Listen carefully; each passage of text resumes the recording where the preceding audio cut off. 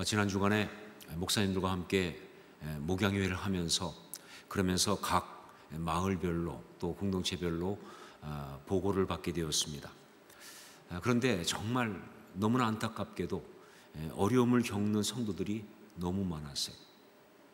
코로나19 때문에 다들 어려움을 겪고 있고 경제적인 어려움 때문에 다 힘들어하고 있는데 거기에다가 정말 많은 성도님들이 건강의 문제로 그리고 관계의 문제로 고통하고 어려움을 겪고 있었습니다. 그래서 제가 너무 안타까운 마음에 다 뵐 수는 없고 그래서 전화로라도 신방을 좀 해야겠다 해서 몇 분들과 전화 신방을 하면서 그러면서 위로하고 그리고 또 격려하는데 그렇게 그들과 이야기하는 가운데 제가 집중적으로 묵상하게 된 것이 있었습니다. 그것이 바로 신앙인이 고난을 당할 때 어떻게 해야 그것을 이기는 것인가 하는 것이죠. 신앙인이 고난을 당할 때 어떻게 해야 그것을 이기는 것인가. 여러분, 제가 여러 번 말씀드렸지만 신앙생활하면서 정말 중요한 것은요, 고난을 어떻게 이기는가, 바로 그것입니다. 여러 가지 중요한 것이 많지만 그 중에 정말 중요한 것이 고난을 어떻게 이기는가. 단지 그냥 고난을 통과하는 것 가지고는 충분하지 않아요. 고난을 이겨야 합니다. 그래야 신앙적으로 성공적인 삶을 살 수 있고 이게 정말 아름다운 삶이 될 수 있어요. 너무 중요한 부분이에요.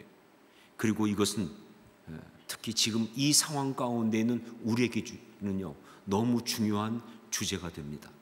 어떻게 고난을 이길 것인가 하는 것이죠. 신앙인은 고난을 당할 때 그것을 어떻게 이겨야 하는가. 신앙인은 고난을 당할 때 그것을 어떻게 이겨야 하는가. 바로 이것을 빌립보 감옥에서 바울과 실라가 너무나 잘 보여주었고요. 바로 그 말씀을 성령께서는 오늘 우리에게 주시는 말씀으로 우리에게 주신 것입니다. 우리가 들어야 할 필요가 있기 때문에 원하지 않게 뜻하지 않게 고난당한 빌립보 감옥에서의 바울과 실라, 그들의 그 이야기는요 상황으로 볼 때는 여러 가지로 볼 때는요 너무나 고통스럽고 비참한 이야기로 끝이 나야 맞습니다. 자, 그런데 오히려 그 이야기는요 우리가 보지만 너무나 감동적이고 그리고 너무나 아름답고 성공적인 이야기가 된 거예요. 그렇게 그 비참하고 힘들고 어려운 이야기가 될 수밖에 없는 그 이야기를 그들은 그렇게 감동적인, 그렇게 아름다운, 그렇게 성공적인 이야기로 만들었어요. 여러분, 바로 이것은요 지금 우리가 동일하게 이 상황 속에서 만들어내야 될 그런 이야기입니다. 그래서 중요한 거예요. 어떻게 해서 그렇게 할 수 있었는가. 그것은요 바로 성도가, 신앙인이 고난을 당할 때 그것을 이기기 위해서 반드시 이루어야 할 세 가지를 바로 그들이 이루었기 때문에 그런 거예요. 성도가, 신앙인이 고난을 당할 때 그것을 이기기 위해서 반드시 이루어야 될 세 가지, 그것을 그들이 이루었기에 그렇게 된 것이다. 그렇습니다.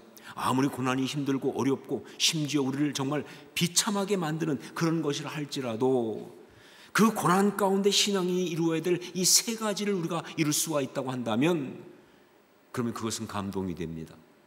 그것은 아름다움이 됩니다. 그래서 그 고난을 넉넉히 이기게 하고요 신앙적인 정말 놀라운 성공을 거두게 그렇게 되는 것입니다. 자, 그 세 가지, 신앙인이 고난 가운데 반드시 이루어야 될 그 세 가지, 그것은 무엇인가? 첫 번째로 그것은 하나님과 더욱 가까워지는 것, 그것입니다. 하나님과 더욱 가까워지는 것, 그것입니다. 고난을 당하고 어려움을 겪지만 신앙인이 오히려 그 고난으로 인하여 하나님과 더욱 가까워진다면, 그 예배가 더욱 깊어진다고 한다면 그것은 고난을 이기는 것입니다. 그렇기 때문에 하나님과 더욱 가까워진다는 것, 이것은요 고난을 이기는 성도가 이루어야 될 세 가지 중에서 가장 기본이 되는 첫 번째 거예요. 고난을 겪고 있는 성도들과 이야기하면서 제가 들을 때마다 울컥하는 이야기가 있어요. 몸이 아파서, 상황이 힘들어서, 여러 가지 어려움 때문에. 그래서 고난 겪고 있는 사람과 얘기하는데 그런 가운데 있는 성도가 말이죠, 그렇게 고난 가운데 힘들면에도 불구하고 다음과 같이 얘기할 때 저는 울컥합니다. 그렇게 어려운 가운데서도 목사님, 그런데요 오히려 정말 하나님과 더 가까워져서 감사하고 있습니다.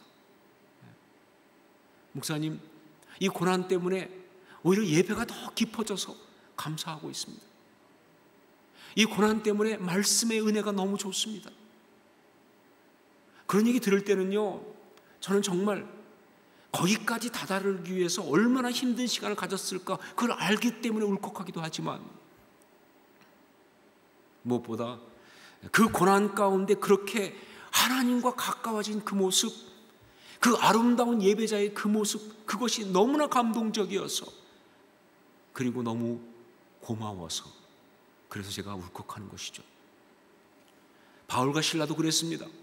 그들은 억울하게 원치 않게 고난을 겪었지만 그 고난의 현장인 빌립보 감옥에서 그 고난의 가장 깊은 시간인 한밤중에 그들은 하나님께 기도하고 하나님께 찬송을 드렸습니다. 무슨 얘기냐? 바로 그들은 그 고난으로 인하여 하나님과 더욱 가까워졌다는 거예요.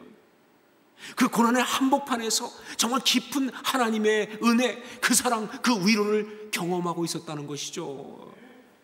이것이 바로 성도가 고난을 이길 수 있도록 이루어야 될 첫 번째 중요한 것입니다. 이것을 제가 지난 시간에 말씀으로 나누었어요. 그래요, 거기서도 찬송을 부를 수 있습니다 라고 말하면서, 자, 두 번째, 고난을 이기기 위해서 성도가 이루어야 될 두 번째, 그것은 바로 영적 성장, 성숙을 이루어야 합니다 하는 것이죠. 영적 성장, 성숙을 이루어야 합니다. 사랑의 하나님께서 그렇게 사랑하시는 자녀들이 고난을 당하는데 그 고난을 허락하신 이유를 아무리 생각해도 알 수가 없어요. 분명 하나님 우리 사랑하시고, 그리고 우리가 고난 당할 때 그거 막아주실 수 있는 능력이 있는 거 우리는 믿습니다. 그런데도 불구하고 사랑하는 자녀들 가운데 그런 고난을 허락하시는 이유가 뭐냐 하는 것이죠. 알 수가 없어요. 나중에 천국에 가면 그때는 다 알 것입니다. 왜냐하면요, 분명한 이유가 있거든요. 그냥 당하는 고난은 없어요. 성도들이 이유가 있습니다. 비록 지금 우리가 알 수 없지만 말이죠. 자, 그런데 그렇지만 한 가지, 지금 우리가 분명히 알 수 있는 이유가 있어요. 고난 당할 때 그 고난을 허락하시는 그 이유, 지금 우리가 분명히 알 수 있는 그 이유는 바로 뭐냐? 영적인 성장과 성숙을 위하여, 그것입니다. 영적인 성장과 성숙을 위하여. 그래요, 모두에게 다 해당하는, 우리 하나님께서 고난을 막아주시지 않고 허락하시는 그 이유가 있다고 한다면요, 그건 바로 영적인 성장을 위해서, 영적으로 성숙하도록, 그래서 그 고난을 우리 가운데 허락하시는 거예요. 이것이 바로 고난을 우리에게 허락하시는 하나님의 뜻입니다. 바로 그렇기 때문에 여러분, 우리가 고난을 당하면서 반드시 이루어야 될 두 번째는 바로 뭐냐? 영적인 성장과 성숙을 이루는 거예요. 제가 옛날에 성경 탐구라고 하는 교재를 쓴 적이 있습니다. 나름 굉장히 유명한, 지금까지도 쓰지만, 근데 그때 그 성경 탐구 교재 쓰면서 좀 기존 성경 공부 말고 좀 신선하게 써보려고, 그래서 아주 재밌는 표현들도 많이 하고 그랬어요. 자, 그런데 그 성경 탐구를 쓰는 가운데 이 고난에 대한 부분 쪽을 쓰면서, 그러면서 제 마음속에 어떤 노래 가사가 들어오는데 이게 너무 은혜가 되는 거예요. 그래서 그 가사를 딱 쓰고 싶었는데 근데 너무 갈등이 되는 거예요. 왜냐하면 그 가사가 유행가였기 때문에. 이게 찬양 같았으면 바로 썼을 텐데 이게 유행가니까, 이게 참 저같이 영성 있는 목사가 유행가를 쓰는 게 좀 어떨까 싶어가지고 고민을 했습니다. 하지만 그 표현이 너무나 기가 막혀서 그래서 그냥 썼어요. 그것이 어떤 내용이냐면 아픈 만큼 성숙해지고 라는 표현입니다. 사실 이쯤에서는 제가 불러야 되는데 여러분의 이해를 돕기 위해서, 그런데 여러분의 은혜가 떨어질까 봐 못 부르고 있어요. 표현은 기가 막히죠. 아픈 만큼 성숙해지고. 맞습니다. 정말 우리는요, 아픈 만큼, 고난을 당한 만큼 성숙해져야 합니다. 그만큼 성장을 해야 합니다. 이것이 바로 우리 하나님의 뜻이에요. 이것이 바로 고난을 이기는 거예요. 자, 그러면 영적으로 성숙해지고 성장해야 한다고 했는데, 그럼 그게 구체적으로 무엇을 말하는 것인가? 저는 고난 가운데 영적인 성장과 성숙을 이루는 것, 그건 특히 다음 두 가지라고 생각합니다. 첫 번째가 뭐냐? 영적인 맷집이 강해지는 거예요. 영적인 맷집이 강해지는 것. 신앙인이 고난 가운데 성장하고 성숙해진다는 것은요, 무엇보다 영적인 맷집이 강해지는 것을 말합니다. 우리 대적마귀가 우리를 무너뜨리려고, 우리를 절망시키려고, 그래서 우리를 갖다가 파괴하려고 정말 여러 가지 방법으로 펀치를 날리죠. 상황을 가지고, 사람의 말을 가지고, 이런저런 어떤 어려움을 가지고, 여러 가지 유혹을 통해서 펀치를 날리는데, 그런데 정말 중요한 건 뭐냐? 그 펀치가 없기를 바라는 건 그건 기대하지도 마세요. 정말 중요한 건 뭐냐? 그렇게 우리는 맞을 수밖에 없어요. 그런데 그렇게 맞을 때 그 공격을 받고도 쉽게 무너지지 않고 그걸 오히려 견뎌내는 영적 능력, 즉 맷집이 중요한 거예요. 우리가 영적 맷집이 강해야 돼요. 그래서 웬만큼 당해도, 웬만큼 공격해도 끄떡하지 않고 견뎌낼 수 있어야 한다는 거예요. 여러분, 영적 성숙이 뭐냐? 영적 성장이 뭐냐? 바로 그 맷집이 강해지는 거예요.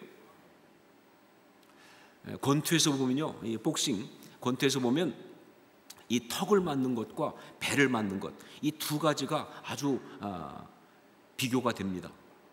결국은 권투에서 맞을 때는 턱하고 배 두 군데밖에 없잖아요. 턱을 맞는 것과 배를 맞는 것. 근데 이게 참 재미있는 대조가 돼요. 이 턱은요, 맞으면 맞을수록 약해진다는 거예요. 그래서 선수 생활 오래 한 사람이 턱을 자꾸 맞게 되면요, 나중에는요 슬쩍 맞아도 쓰러지는 거예요. 그냥 별거 아닌데 맞아도 그냥 다운되는 거예요. 턱은 그렇다는 거예요. 그래가지고 그런 턱을 갖다가 뭐라고 부르느냐? 유리턱 이렇게 부르는 거예요. 글라스 저라고 하는 유리턱이라고 부르는 거예요. 반면에 배는요, 맞을수록 강해진다는 거예요. 배는 맞을수록 강해지는 거예요. 그래서 선수들이 훈련할 때 보면요, 일부러 배를 막 때리잖아요. 이렇게 공 같은 거로 막 눕혀놓고 때리는 거예요. 그래서 배를 강하게 만드는 거예요. 여러분, 신앙인이 고난을 당하는 것은요, 턱을 맞는 것과 같아서는 절대로 안 된다는 겁니다. 그러니까 고난을 당하면 당할수록 점점점 약해진다. 여러분, 그거는요 결국 무슨 얘기냐? 상처를 받았다는 뜻이에요. 상처가 그래요. 상처는요 받으면 받을수록 더 약해져요. 가끔 어떤 사람 중에 그런 사람이 있어요. 이제 하도 상처를 받아서 이제 힘도 안 든다. 그 새빨간 거짓말이에요.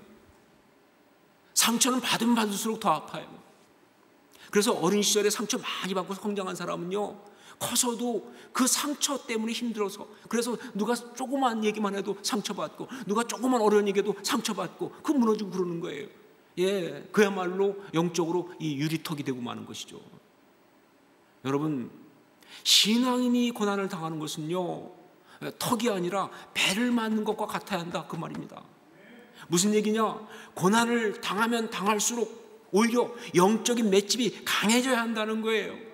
바로 그래야 성경이 말하는 것처럼 신앙인은요, 그 고난을 통과하고 났을 때, 그때 성경이 정말 말하는 것처럼 그 모든 것을 통과하면서, 그러면서 정금처럼 나올 수 있는 거예요. 그가 나를 단련하신 후에는 내가 정금처럼 나아가리다. 이게 가능한 거예요. 여러분, 그럴 수 있는 게 뭐냐면요, 그래요. 신앙의 사람이 고난받을 때, 그게 신앙의 사람이라고 한다면요, 상처를 받으면 안 됩니다. 상처를 받는 것이 아니라, 세상은 상처를 받아요.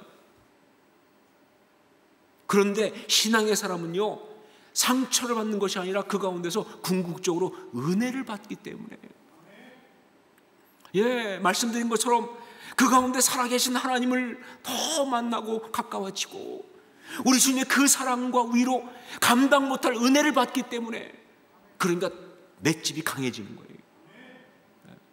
그래서 그렇게 아름다울 수 있는 거예요. 전 여러분이 그럴 수 있기를 주의 이름으로 축원합니다. 영적인 맷집이 강해지는 것, 이것이 영적인 성장이고 이것이 영적인 성숙인 거예요. 바로 그 모습을 빌립보 감옥에서 그 어려움을 당하면서 오히려 그 가운데서 그냥 포기하고 주저앉은 것이 아니라 기도하고 찬송을 부르는 바울과 실라가 너무나 잘 보여줬잖아요. 그렇죠? 정말 말 그대로 악한 것들이 그들을 때렸습니다. 하지만 그들은요, 그것 때문에 무너진 것이 아니라 오히려 찬송을 부르고 기도하고 하나님께 예배드리는 어떤 그런 승리를 거둘 수 있었다. 왜냐하면 영적 맷집이 강해졌으니까. 또 한 가지, 영적 성장, 성숙을 이룬다는 게 뭐냐라고 할 때 그것은 바로 영적인 그릇이 커지는 거예요. 영적인 그릇이 커지는 것. 영적인 성장과 성숙에 대한 교과서 같은 말씀이 바로 에베소서 4장 13절 말씀입니다. 우리 에베소서 4장 13절 말씀을 함께 같이 읽도록 하겠습니다. 함께 읽습니다. 우리가 다 하나님의 아들을 믿는 것과 아는 일에 하나가 되어 온전한 사람을 이루어 그리스도의 장성한 분량이 충만한 데까지 이르리니. 자, 여기에도 나오지만 영적인 성장과 성숙은요, 바로 영적인 그릇이 커지는 것, 바로 그것을 말합니다. 어디까지 커지느냐? 그리스도의 장성한 분량이 충만한 데까지 커지는 거예요. 그게 바로 영적 성숙이에요. 그래요, 고난을 통하여 신앙의 사람은요, 어떤 것보다 그의 신앙과 인격의 그릇이 커집니다. 이전에는 자기밖에 모르던 사람이었어요. 정말 편협하고 옹졸하던 사람이었어요. 그런데 이제는 용서하고 품고 기다려주고 상대를 헤아리고 섬길 줄 아는 그런 사람이 된 거예요. 이게 신앙인이죠. 그렇죠? 이게 신앙인이에요. 고난을 겪었더니 사람이 더 옹졸해졌다. 이건 신앙인이 아닙니다. 신앙인은 정말 그래서 이렇게 더 아름다워져야 그게 신앙이 되는 거예요. 한 번은 어떤 성도님과 이야기하면서 우리 교회 안에 있는 다른 성도님에 대해서 이야기를 하게 됐습니다. 절대로 뒷담화한 건 아니고요. 제가 이야기하면서 그랬어요. 그 성도님 얘기하면서 정말 그 성도님은 너무 훌륭하시다고, 어떻게 그렇게 신앙도 좋고 그리고 정말 인격도 훌륭하고 정말 여러 가지 너무 참 귀하다고. 근데 실제 정말 그랬어요. 아부 맞지만 우리 교회 안에 그런 분 많습니다. 여러분도 그런 분이에요. 아부라고 말씀드렸어요. 근데 진짜입니다. 정말 보면 너무 귀하세요. 너무 아름다우세요. 너무 신앙도 좋고 정말 감탄스러운 분들이 많아요. 근데 그분도 그랬어요. 그래서 제가 정말 그분이 그렇게 훌륭하고 정말 그렇게 아름답다고 그렇게 얘기했더니 저하고 얘기했던 그 성도님이 제 이 말에 전적으로 동의하시더라고요. 아, 그렇다고. 그런데 그러면서 덧붙인 것이 뭐냐? 그런데 목사님, 옛날에는 안 그랬어요. 그러더라고요. 저보다는 그분은 오래 한 분이었어요. 그래서 그러는지 옛날에는 안 그랬어요. 그러면서 옛날에는 정말 밥맛이었습니다. 어떻게 된 거냐라고 물었더니 그런데 그분이 고난을 겪으면서 달라졌다고. 정말 그 옛날에는 신앙이 있다고 하면서도 정말 자기밖에 모르고 제멋에 빠져서 자기 멋대로 하는 정말 옆에 있는 사람 무시하고 그런 사람이었는데, 그런데 어려움을 겪으면서 그 어려움 가운데 십자가의 그 은혜를 받으면서 그러면서 정말 사람이 달라졌다는 거예요. 너무나 괜찮은 쪽으로. 여러분, 그렇습니다. 고난 가운데 영적인 성숙과 성장을 이루는 것은요, 영적 맷집이 강해지는과 함께 또 한 가지가 뭐냐? 영적 그릇이, 그 인격의 그릇이 커지는 거예요. 그래서 정말 아름다운 신앙인이 되는 바로 그것입니다. 여기 빌립보 감옥에 바울과 실라가 바로 그런 모습을 너무나 잘 보여주고 있어요. 우리 27절로 28절 말씀을 함께 읽겠습니다. 같이 읽습니다. 간수가 자다가 깨어 옥문들이 열린 것을 보고 제수들이 도망한 줄 생각하고 칼을 빼어 자결하려 하거늘 바울이 크게 소리질러 이르되 내 몸을 상하지 말라. 우리가 다 여기 있노라 하니. 찬송 중에 기적이 일어나면서, 지진이 일어나면서 옥문이 열렸습니다. 자, 그럴 때 여러분, 당연히 일어날 일이 뭡니까? 자, 감옥 옥문이 열렸다. 그럼 그 다음에 나오는 게 뭐예요? 죄수들은 뭐예요? 다 도망친다 아닙니까?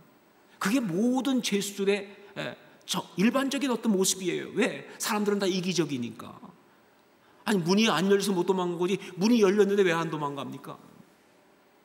자, 그리고 또 그 간수, 정말 이 자기들을 갖다가 깊은 옥으로 잡아 가두면서 심지어 착고까지 채운 사람, 얼마나 험악한 말로 가혹하게 난리쳤겠습니까?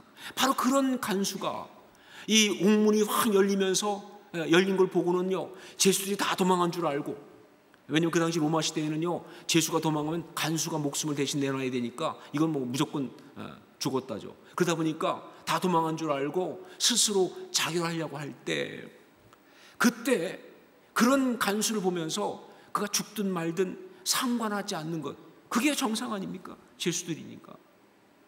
오히려 더 어떻게 보면 잘됐다 할 수도 있어요. 결국 그가 죽든 말든 뭐 우린 상관 안 해, 우린 도망치고 봐야 돼. 이게 바로 죄수들의 모습 아니냐 그 말이에요. 이기적인 인간의 모습 아니냐 그 말이에요. 자, 그런데 바울과 실라는 달랐습니다. 바울과 실라는 도망하지 않았습니다. 그 바울과 실라는 그 순간에 오히려 간수를 생각하고 그 생명을 구해주려고 소리를 지릅니다. 내 몸을 상하지 말라. 우리가 다 여기 있노라. 내 몸을 상하지 말라. 아니, 누가 지금 누구 걱정합니까? 우리가 다 여기 있노라. 그래서 결국은 다가오는 결과가 뭔데요? 나갈 기회 못 얻고 계속 잡혀 있는 거 아니에요? 그렇죠? 그런데 이렇게 말하고 있는 이들의 이 외침은요, 바로 바울과 실라의 그릇의 크기를 보여주고 있는 거예요. 자기만 생각하는 이기적인 존재 아닌 거예요. 여하튼 도망쳐야 되는 사람인데, 여하튼 간에 억울하게 당했으니까 빨리 도망쳐야 되는 거고, 그런데 그를 살리기 위해서, 자신들한테 가혹한 짓을 했던 그를 살리기 위해서 오히려 큰 소리로 여기 있다고, 우리가 내 몸을 상하게 하지 말라고 그렇게 외치고 있는 이 모습은요, 십자가에서 그 예수님을 십자가에 죽이라고 외치고 있는 그 사람들을 향해서 오히려 용서를 선포하셨던, 그들이 자기 하는 것을 모른다고 용서해달라고 간구하셨던 바로 우리 예수 그리스도의 장성한 분량의 충만함, 바로 그것을 보여주는 것이 아닌가 하는 것이죠. 그릇의 크기예요. 고난 속에서 그들은요, 영적 그릇이 그렇게 커졌던 것입니다. 그러면서 영적 성숙과 성장을 이룬 거예요. 전 여러분도 그럴 수 있기를 주님으로 축원합니다. 이 두 번째.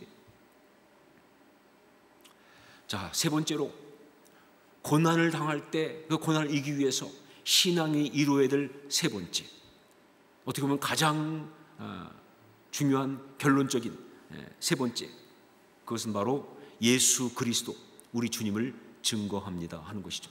예수 그리스도 우리 주님을 증거합니다. 이 빌립보 감옥에서 이 바울과 실라가 잡혀있던 이 이야기는요, 반전이 있어요. 이건 반전이 있습니다. 그런데 이 빌립보 감옥에서 바울과 실라가 잡혔던 이 이야기의 최고의 반전은요, 찬송 중에 갑자기 지진이 나면서 그러면서 옥문이 다 흔들리고 열린 그거 아닙니다. 보통은 그게 반전으로 생각하는데 그거 아니에요. 정말 기가 막힌 반전은요, 29절로 30절 거기에 나옵니다. 우리 29절로 30절 함께 읽도록 하겠습니다. 같이 읽습니다. 간수가 등불을 달라고 하며 뛰어들어가 무서워 떨며 바울과 실라 앞에 엎드리고 그들을 데리고 나가 이르되, 선생들이여, 내가 어떻게 하여야 구원을 받으리이까 하거늘. 여러분 보세요. 어떤 반전이 있는지 보세요. 죄수인 바울과 실라가 아닌 간수가 무서워 떨며 이렇게 됐어요. 원래 죄수가 무서워 떨어대는 거 아니에요? 그런데 간수가 무서워 떨며, 그 다음에 뭐예요? 간수가 바울과 실라, 죄수인 바울과 실라 앞에 엎드려진 거예요. 원래는 죄수가 엎드리는 거 아니에요? 그런데 간수가 그 바울과 실라 앞에 엎드려진 거예요. 그리고 간수가 바울과 실라를 데리고 나갔다 그랬어요. 여러분, 이거 정말 재밌지 않아요? 저만 혼자 재밌습니까? 전 굉장히 재밌다고 생각해요. 왜? 보세요. 원래 간수는 어떻게 하는 인간들이냐? 데리고 나가가 아니라 잡아 가두는 사람들이에요. 잡아 가두는 사람이 자기 손으로 데리고 나갔다는 거예요. 이런 일이 일어난 거예요. 그것뿐 아니죠. 그러면서 간수가 바울과 실라를 갖다가 뭐라고 부르느냐? 선생들이여라고 부르고 있는 거예요. 선생들이여. 여러분, 선생들이여 무슨 뜻입니까? 존경한다는 거 아니에요? 존경한다는 거예요. 그러면서 간수가 죄수에게 묻습니다. 내가 어떻게 하여야 구원을 얻으리이까? 라고. 내가 어떻게 하여야 구원을 받으리이까? 라고. 여러분, 이건 죄수가 원래 물어봐야 되는 거예요. 감옥에 갇혔을 때 간수한테 어떻게 나갈 수 있을까요? 이렇게 물어봐야 되는 거 아니에요? 그런데 간수가 죄수에게 내가 어떻게 하여야 구원을 받으리이까? 기가 막힌 이야기예요. 이런 반전이 일어난 거예요. 저는요, 우리가 주님을 의지하고 나가면 우리 모두에게 이와 동일한 반전의 역사가 있을 줄로 그렇게 믿습니다. 예, 우리 주님 그렇게 하시거든요. 예. 자, 그런데 여러분, 이런 반전은요, 사실은 그냥 재밌으라고만 하는 게 아니에요. 특히 이 말씀 속에 이 반전은요, 바로 이 반전이 일어난 다음에 그 다음에 이 이야기의 어떤 절정을 소개하기 위해서 반전이 일어나는 거예요. 이게 정말 말씀이려면요, 이렇게 반전이 일어난 다음에 이 이야기의 절정, 즉 하이라이트가 나오는 것이죠. 그게 바로 뭐냐? 31절로 32절 말씀인 것이죠. 31절로 32절 함께 읽도록 하겠습니다. 같이 읽습니다. 이르되 주 예수를 믿으라. 그리하면 너와 네 집이 구원을 받으리라 하고 주의 말씀을 그 사람과 그 집에 있는 모든 사람에게 전하더라. 네, 그렇게 뜻하지 않게 억울하게 고난을 당하고 아주 힘든 상황이었는데, 그런데 그게 확 뒤집어지면서 정말 기가 막히게 놀라운 어떤 그런 승리의 이야기, 감동적인 이야기가 되었습니다. 그런데 그 절정이 뭐냐? 바로 이 말씀이에요. 바울과 실라가 간수에게 복음을 전하는 장면이에요. 그러면서 간수 그 사람뿐만 아니라 그 온 집의 사람들한테 말씀을 전하는 거예요. 그러면서 그 온 집이 다 그 밤에 믿고 세례를 받는 거예요. 여러분, 이게 진짜 절정이에요. 이게 이 이야기의 그야말로 뭐예요? 아주 가장 하이라이트, 해피엔딩의 장면이에요. 자, 그런데 여기서 우리가 봐야 될 메시지가 있습니다. 이걸 다른 각도에서 보면요, 이렇게 볼 수 있어요. 자, 그렇다. 이렇게 예수 그리스도를 증거하면서 바울과 실라는 고난을 완전히 이기고 승리했다 하는 사실이에요. 그렇게 예수 그리스도를 증거하면서 바울과 실라는 고난을 완전히 이기고 승리했다. 바로 이게 중요한 메시지죠. 여러분, 그렇습니다. 신앙의 사람이 고난을 당할 때 그걸 결정적으로 이기는 건 언제냐? 어떻게 할 때 결정적으로 이길 수 있는가? 예, 바로 그 고난 가운데서 오히려 그 고난을 가지고 예수 그리스도 우리 주님을 증거할 때, 그렇게 고난 당하고 있는데 그 입에서 마지막으로 우리 주님의 은혜가 너무 우리를 행복하게 합니다. 그럼 얘기 끝나는 거죠, 그렇죠? 우리 주님이 얼마나 좋으신지, 그 사랑 때문에 내가 삽니다. 주 예수를 믿으라. 그러면 너와 내 집이 구원을 받으리라. 어떻게 선생님들, 어떻게 당신들은 그 어려운 가운데 이렇게 행복할 수 있습니까? 그때 말한 게 다른 게 아니고 주 예수를 믿으라. 그러면 너와 내 집이 구원을 받으리라. 이렇게 말하는 순간 그때 그 고난은 끝나는 거예요.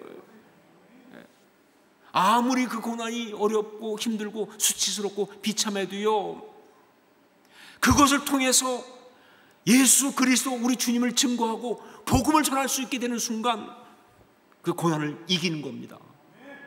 그리고 정말 그 신앙의 사람은 아름다운 사람으로 서게 되는 거예요. 보십시오.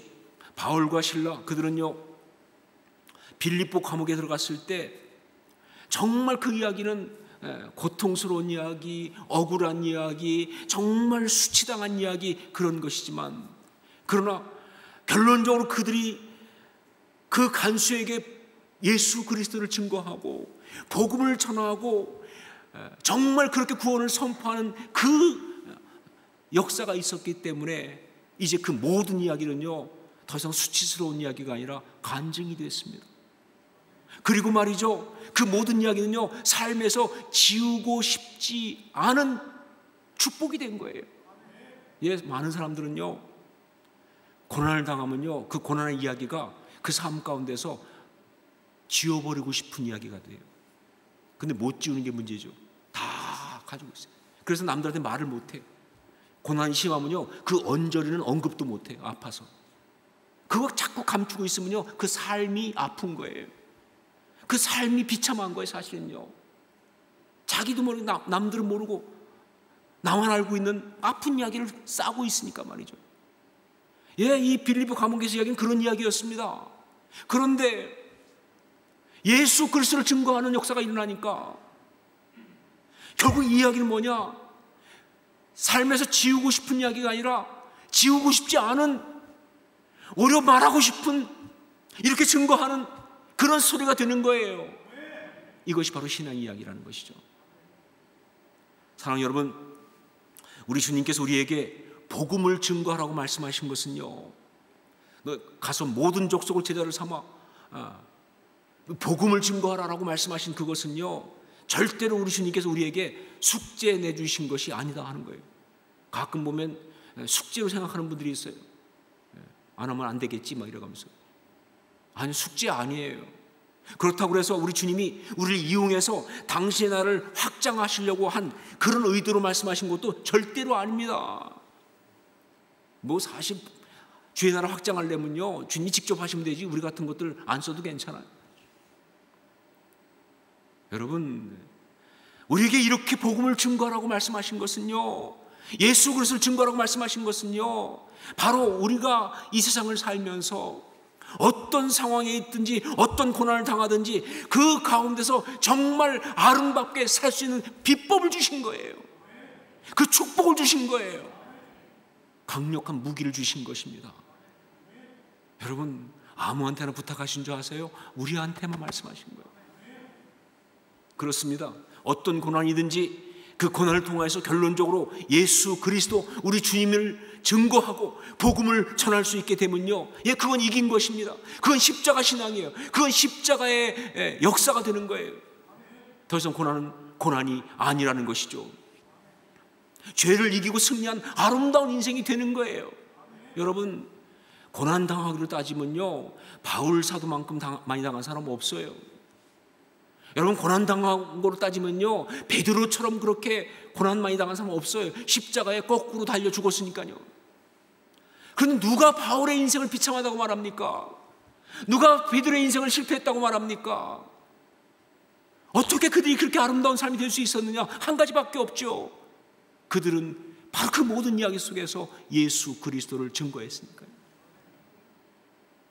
그 은혜를 선포했으니까. 전 여러분도 그럴 수 있기를 주의 이름으로 축원합니다. 사랑하는 여러분, 원치 않게 고난을 당하고 있는 사랑하는 성도 여러분, 신앙인으로서 그 고난 가운데 이루어야 될 세 가지, 그것을 반드시 이루고 승리할 수 있기를 바랍니다. 우리는 그래야 합니다. 무엇보다 먼저 고난으로 인해서 하나님과 가까워지세요. 더 가까워지세요. 그 십자가를 깨달으세요. 그 사랑의 감격에 빠지세요. 그리고 그 고난 가운데 영적인 성장과 성숙을 이루는 아름다운 주의 사람이 될 수 있기를 주님을 축원합니다. 정말 정금처럼 나오셔야 돼요.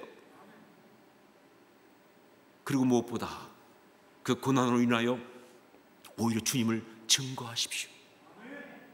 예수 그리스도 우리 주님을 증거하십시오.